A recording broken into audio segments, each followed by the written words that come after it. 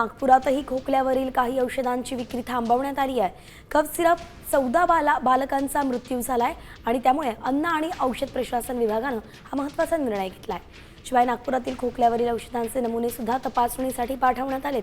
मध्य प्रदेशच्या छिंदवाडा आणि परास या परिसरातील मुलं अत्यवस्थ अवस्थेत नागपुरातील रुग्णालयात दाखल करण्यात आली आहेत। आता isakal.com आहे देशातील नंबर 1 ची मराठी न्यूज वेबसाईट। प्रत्येक अपडेटसाठी isakal.com ला नक्की भेट द्या।